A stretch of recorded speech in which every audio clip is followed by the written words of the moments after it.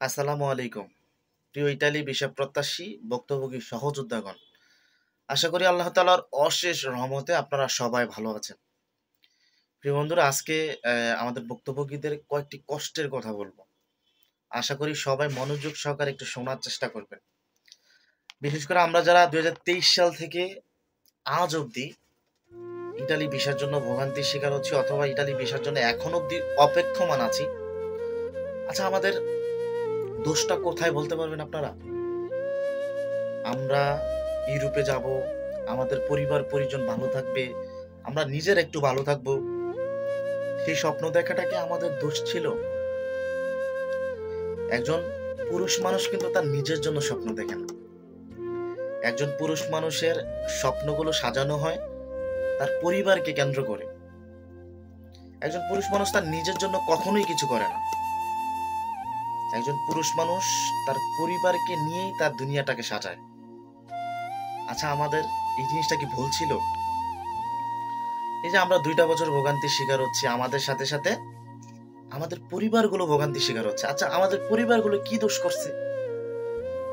আমাদের পরিবারগুলোর কি দোষ ছিল?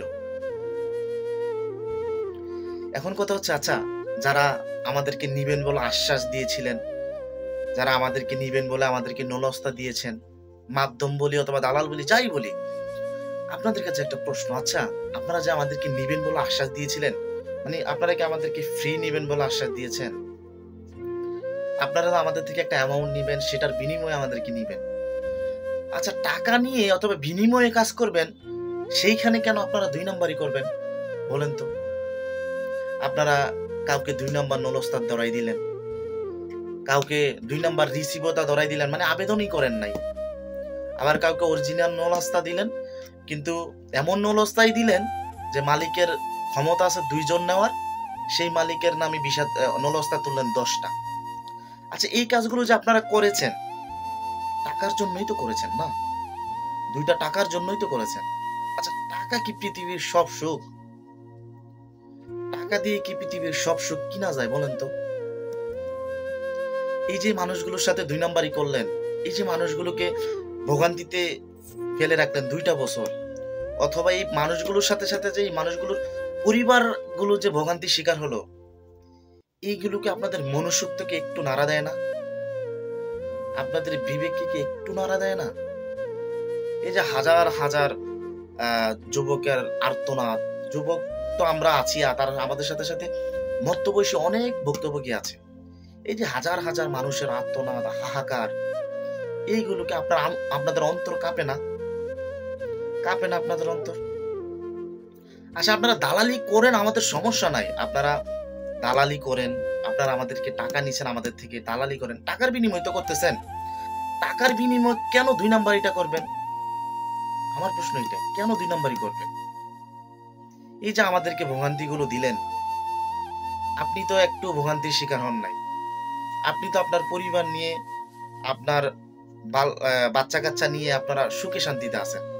আচ্ছা একবার কি চিন্তা করে দেখছেন, আপনি যাকে ইতালি নিবেন বলে আশ্বাস দিয়ে, তাকে একটা নলস্তা দিয়ে তার থেকে টাকা নিলেন, সে অথবা তার ফ্যামিলিটা কি অবস্থা আছে একবার ভেবে দেখছেন?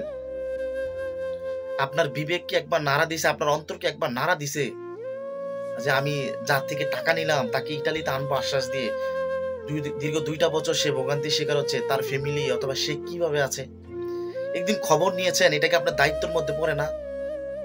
এমনও দালাল আছে আমি শুনি যে ৬ মাসও একবার কথা বলে না ভুক্তভোগীদের সাথে। কেন রে ভাই?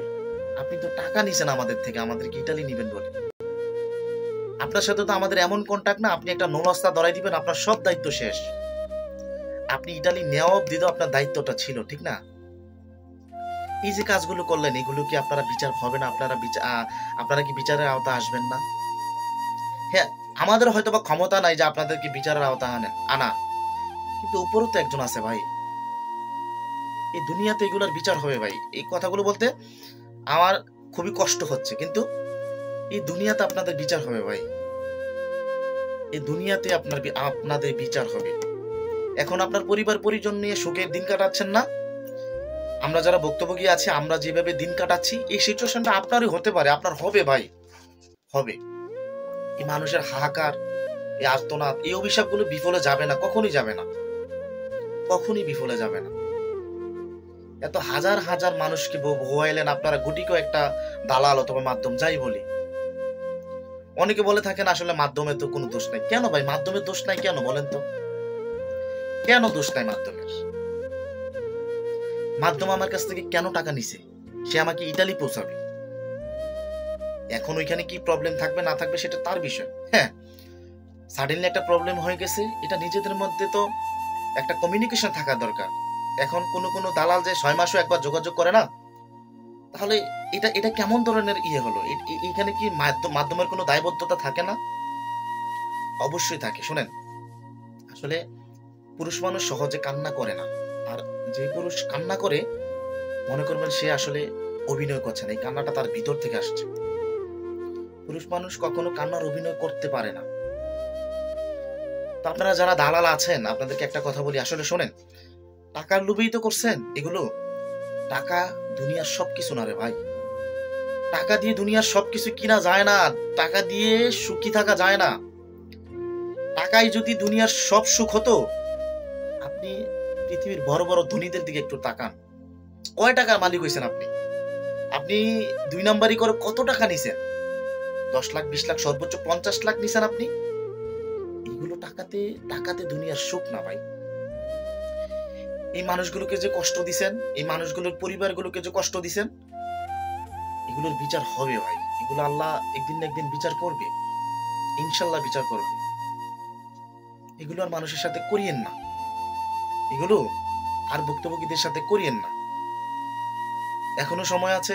যে দালালগুলো আছেন, যারা জানতে পেরেছেন যে আসলে এই বিষয়গুলো হবে না, অথবা মালিকের কাছে, মালিকের স্পিড আইডিতে অলরেডি নোটিফিকেশন গেছে, বিষয়গুলো হবে না, তারা এই ভুক্তভোগীগুলোকে জানাই দেন, তাদের সাথে একটা মানে সমঝোতা করে নেন।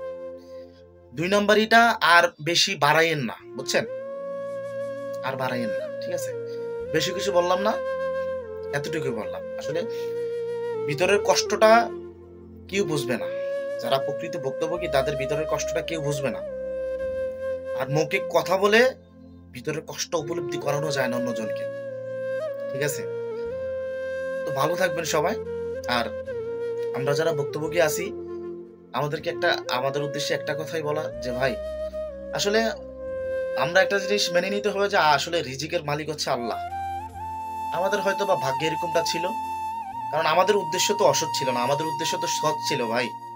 কিন্তু কিছু মানুষের কারণে আসলে আমরা এই ভোগান্তিগুলো শিকার হয়েছি। তো এটার বিচার আল্লাহ করবে। মন খারাপ করার কিছু নেই। মন অটোমেটিকলি খারাপ হয়, তখন মনকে বোঝাতে হবে আসলে এই সিচুয়েশনে তো আমরা ইচ্ছাকৃতভাবে করি নাই, আমাদের তো উদ্দেশ্য সৎ ছিল, কিন্তু এই সিচুয়েশনটা আসলে আমাদের ভাগ্যে ছিল, হয়তোবা সেজন্য আমরা এই সিচুয়েশনে পড়ে গেছি। ঠিক আছে, ভিডিওটা বড় হয়ে যাচ্ছে, তো ভালো থাকবেন সবাই। আসসালামু আলাইকুম।